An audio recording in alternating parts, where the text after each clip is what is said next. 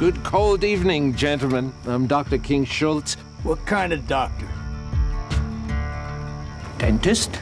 Amongst your inventory, I've been led to believe is a specimen I'm keen to acquire. What's your name? Django. Then you're exactly the one I'm looking for. Hey, no sale. No, very well. Please, No! Christoph, in Yes. Django Unchained, you're a very practical man. You absolutely hate slavery, but you know exactly how to use it to your own advantage. That's the kind of person you are, right? Well, no, that's simplifying it. Because you generalize it. And the way it's used in the movie is very specifically aimed at Django, the person. And at one very specific moment, very early on in the story, if it stayed like that, it would be no story. It changes. It changes very quickly. It changes very radically. And by saying that, neglected all the twists and turns and developments. Okay, maybe it was slightly unfair, but having said that, when you meet somebody as loathsome as Leonardo DiCaprio's character is, that would change any man, hopefully. Absolutely. Hopefully. Yeah. Hopefully, yeah. Change any man who thinks along those lines. Hopefully there are not that many around. What's your name, boy? His name is Django Freeman. Why'd you dig him up? Well, fortuitous turn of events brought Django and myself together. Well, there certainly were, though, as you well know. And in fact, as I'm sure you found out a lot more since doing this movie, you probably knew as much about slavery as many of us Europeans do.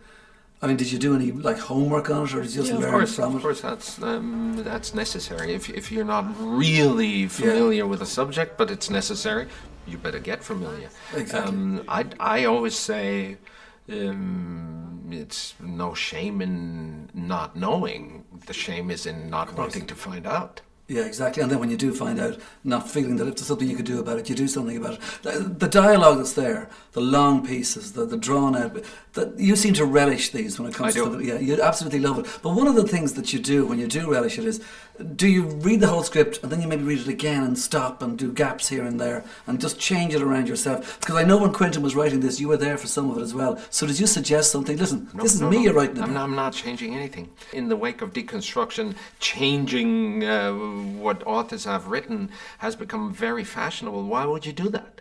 I don't get it. Write your own story if you want it differently, but don't change what someone else has written.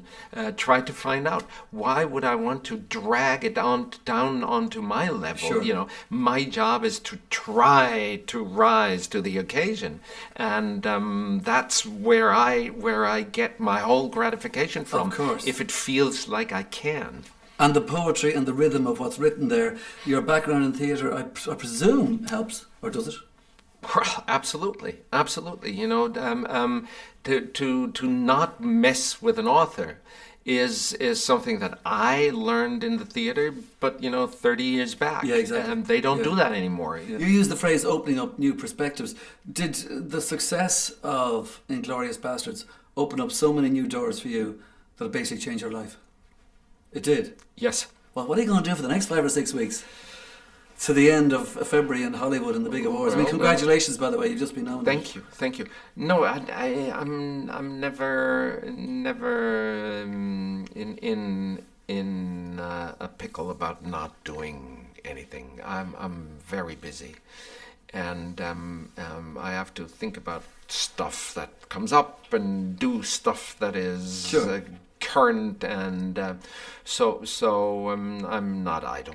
Okay, well, as a final question, to come back to what you were saying about the movie and your character, do you feel you become, therefore, a more moral person by the end of the movie? Yeah, well, I also have to think about an answer that doesn't give it away right exactly. now. Sorry about that. But the what I like about this last sentence, I'm sorry I couldn't resist. I know, it's fantastic. But you shouldn't have said that. But wait. The thing that I like the best about this line is, I'm sorry. Yeah. I couldn't resist. Absolutely. And I believe you. Great. Gonna get some hits. I like the way you die, boy. Gentlemen, You had my curiosity, but now you have my attention. What's your name? Django. The D is silent.